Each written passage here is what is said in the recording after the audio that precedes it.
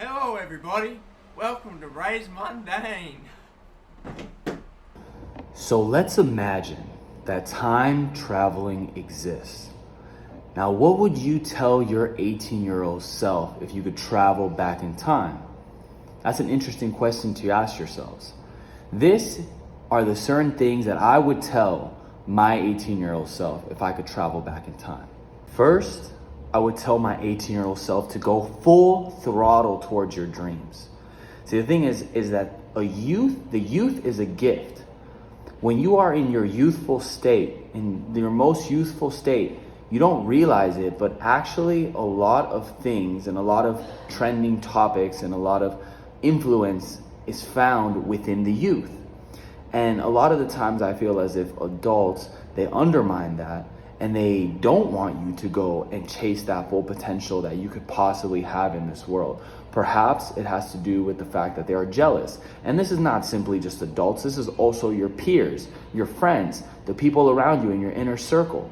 You have to know that sometimes someone can't do the things that you want to do yourself. And since they don't have the balls to do it, they don't want to motivate you to do it. Because if you accomplish their dream, that type of envy and that type of strife is something that they're not going to be wanting to live with, or they're not going to even want to live at all because, oh my gosh, this person is living out my dream. Look at me stuck on this 9-to-5 job that I hate.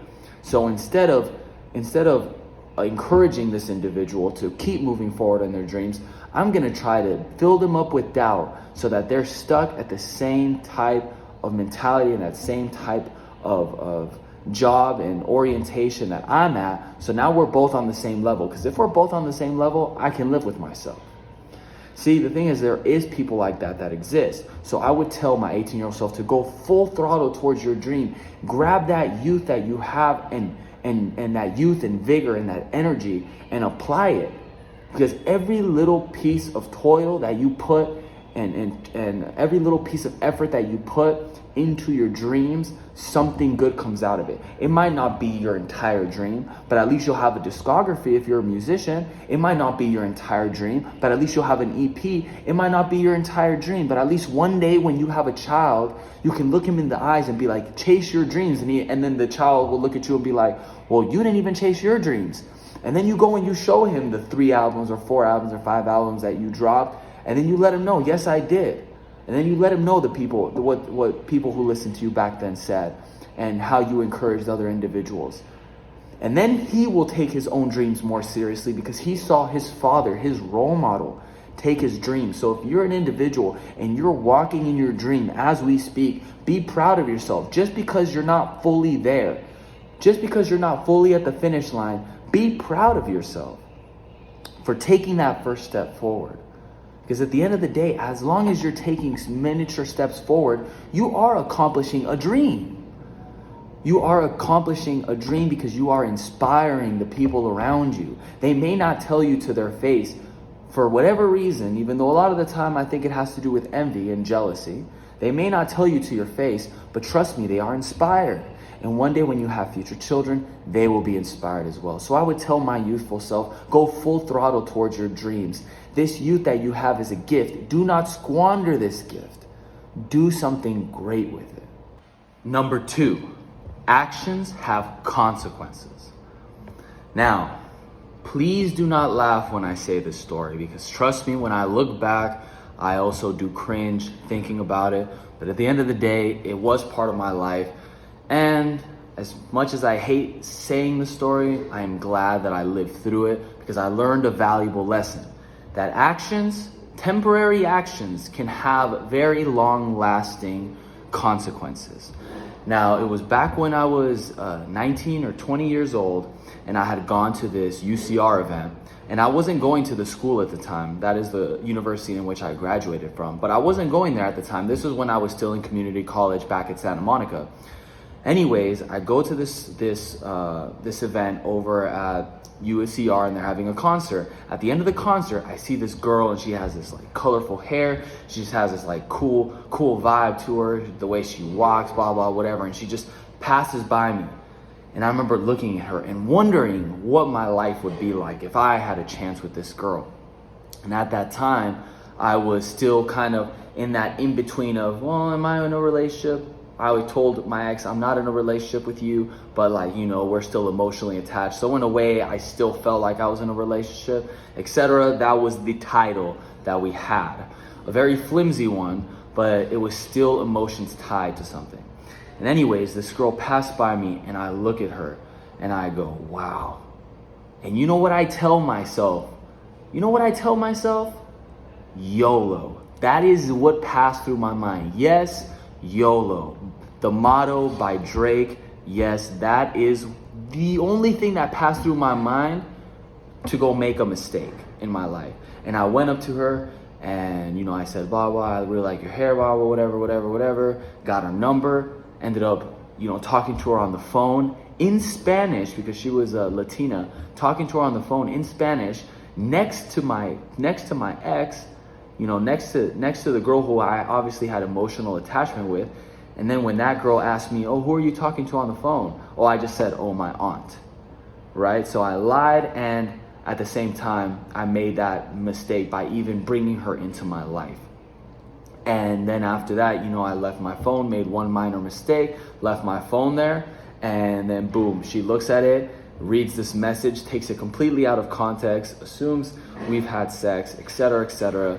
Her trust, this woman who loved me, her trust was shattered like glass because I did not think that my actions had major consequences. So that I would tell myself, be cautious in the steps that you take because you could lie to someone and break their trust for the next 5 years and then be working 4 years to try to win back something that if you would have just not listened to the motto by Drake, you wouldn't have done that minor mistake and then ruined something so special for a temporary moment. When I look back at that girl, I just think to myself, man, I remember she was very, very not my type. I'm scared that she's gonna watch this one day, so I don't wanna say what I really feel in that regard, but let's just say that sometimes two people just do not mix. And her and I, we just did not mix. We were on completely different plateaus on what we found enjoyable, what we found interesting. But yet I gave up someone who loved me at my worst for someone who I could barely tolerate at their best. So I would tell my 18-year-old self, be cautious. Be cautious. And know this, that when you hurt someone, it ends up hurting you more than it hurts them. Number 3, nobody can read your mind. I know that sounds like a silly thing that I would tell my 18-year-old self because yes, he was smart enough to know that no one could read his mind. But at the same time, why I'm saying this is because when I was 18 years old, everything that I would say in my mind, I was so hypercritical on how people were going to react to what I was saying. So at the same time, sometimes I would say something that I believe, or I would say something that, just out of the spur of the moment. And in that moment, when it left my mouth, I would be like, oh my God, I had just said something dumb. I would pretty much let myself know that what I said was dumb. So before anyone else had a chance to be critical or even have a reaction to what I said, a normal reaction to what I said, I would try to correct myself and be like, oh man, yeah, I didn't mean it that way. I mean, like, what I meant to say was, so pretty much what I'm letting them know with my own actions is that what I said wasn't valuable. What I said was dumb. Instead of just allowing something to be said and then seeing how people react to it, because you really never know. Sometimes we're so hypercritical in our minds and we're always assuming we know that something that we say is dumb or something that we say something that we say is dumb, but at the same time, maybe what we said wasn't really dumb, but it's something exactly how the other person feels. They just didn't know how to express it. So, and they were also too shy and too introverted to even say their opinion the way that you said it and you elaborated it. So allow yourself and give yourself a little bit of confidence and believe in yourself a little bit and believe in your thoughts a little bit and see how they go out there and how they feel when they touch the ear of another. And perhaps when it touches their ear, they start thinking to themselves, wow, I had never thought about it that way. Thanks for sharing. Instead of assuming that you know how that other person is going to take what's in your mind. Just leave it out there and see, because you never know. It might be something that they needed to hear. Well, I hope that you guys enjoyed these 3 things that I would tell my younger self if I could travel back in time. And perhaps one thing that you could do today is ask yourselves, what is something that you would do when if you could travel back in time and tell your 18-year-old self something? And then maybe you're thinking, oh, but why would I do that? Obviously, time traveling doesn't exist. Pegasus Project, I tried Googling it. Sadly, it does not.